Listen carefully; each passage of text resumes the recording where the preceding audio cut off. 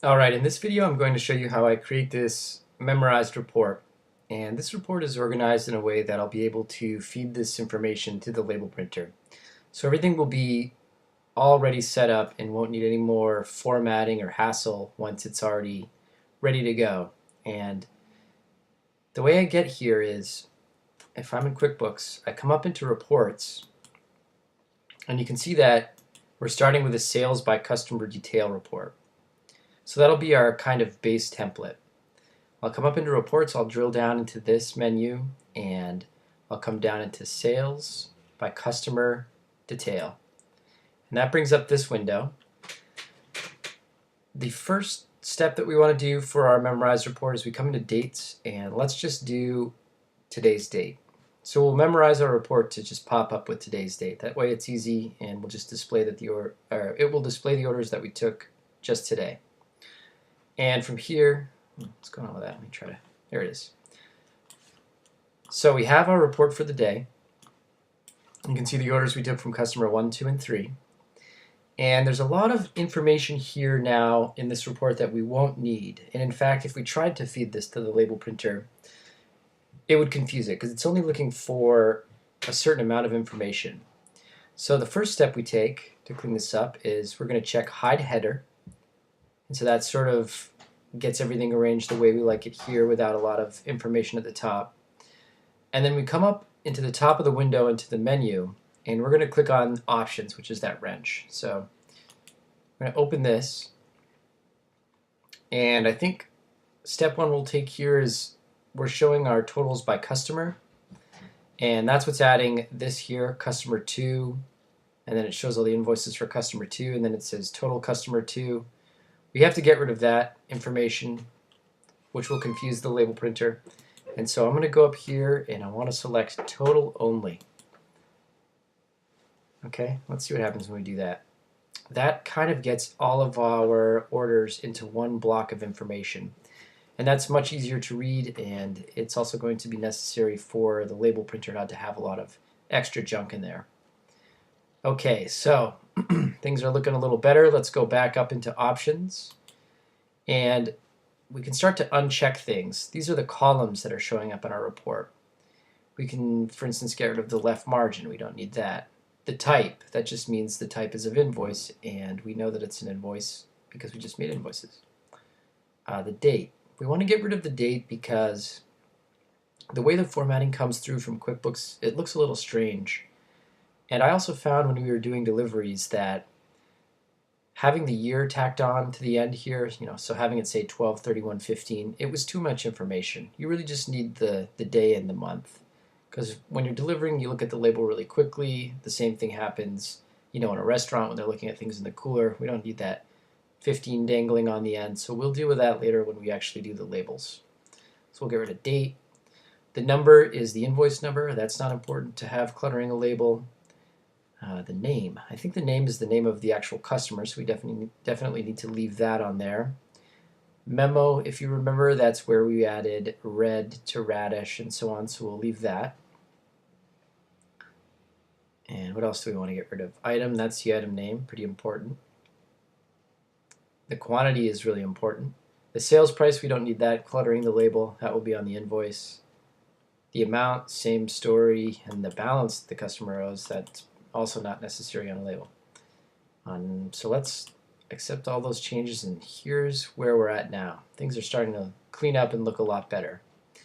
But we are still missing the units, and we're missing the maximum units per cart. So if we go back up into the options, click on that wrench again, they should be in this columns list. So if we scroll down, they'll be somewhere. There's max units, and there's units right next to each other. So let's select those so that they appear on a report. It's really important that they show up in the report. Okay, accept changes, and there we go. We have max units per carton, units, item, quantity, and these are the columns that we need to have in our report. Name, memo, max units per carton, units, item, quantity. And if I go into my memorized report here, I can also see that they need to be in a particular order. And this is also really important to have these pieces of information in order, because the label printer is going to try to divide the total quantity by the max units per carton. And if it's expecting a number and it finds, the word baby carrots, that's not going to make any sense. So we have to make sure that these are arranged in the right order.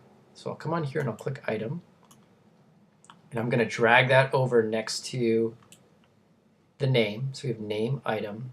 Memo is okay where that is. If we come over one more, we're going to see quantity. I'll select the quantity column, drag that over and put that next to memo. And then finally we want to have, let's see, we want to bring our max units per carton all the way to the end here. So one more time, let me stress this again. We want to have our header listed like this: name, item, memo, quantity, units, max units per carton.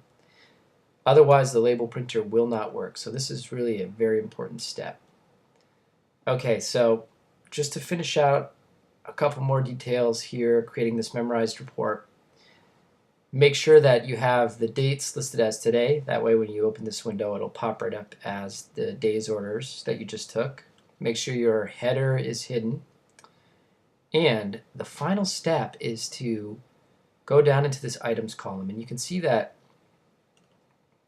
if we have, I think when you open a report by customer, it's going to list everything by customer. So you'll see customer 1's orders, customer 2, and customer 3. The problem is that when you get into the wash station, you're going to want to be packing all the radish together. So if the radish labels print out here and there through all your list of labels, it's just going to be a nightmare trying to organize them after the fact. And you wash baby lettuce in a different way than you wash baby carrots. So those are two different parts of the wash station. We want to have all of those labels grouped together when they print. And the way we do that is if you highlight the column, it's going to show that arrow pointing up, and that just means it's alphabetized. You could have it alphabetized Z to A or A to Z. I like it here where it's going from A to Z. And that should be the last step in creating your memorized report. So just make sure your items are grouped together. That's going to make a huge difference when you're packing. When you have everything all set up and the report looks pretty much like this, you're going to come back up into the top here and select Memorize. So this will memorize the format of the report.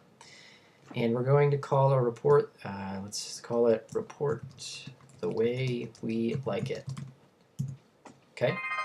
Oh wow, it makes a great sound. So that report is memorized.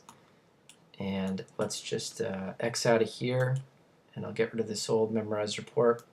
So here we are, we finished taking our orders for the day. This is the last invoice we made for customer 3. This was a chef that called us at 4 in the afternoon, and even though we've told them a million times to get their orders in early, here they are, last order's done. Go into reports, memorized, and then here you'll see Report the Way We Like It. And that comes up with today's date. And here's all the information we need: name, item, memo, quantity, units, and max units per carton. Once this report is complete, we can right-click. We'll save this report as text. And let's just save everything onto the desktop. And what we'll do here is, I like to call these the day's dates. We'll call it 12/31, and make sure that you add the file extension .txt. This is a really important step. That .txt helps when the label printer is filtering through all the files on your computer. It's going to be looking for a text file. And then if we save that to the desktop, there it is. It comes up over here on my desktop. Oops, and I'm going to open it up, and that's what your text file should look like. You'll have your name, item, memo, quantity, units, max units, header. There's the dates at the top and the bottom, and here's all the customer orders broken down by column. Okay, great. At this point, we can take this text file and we can feed it to the label printing software. And I'll show you how that's done in the next video.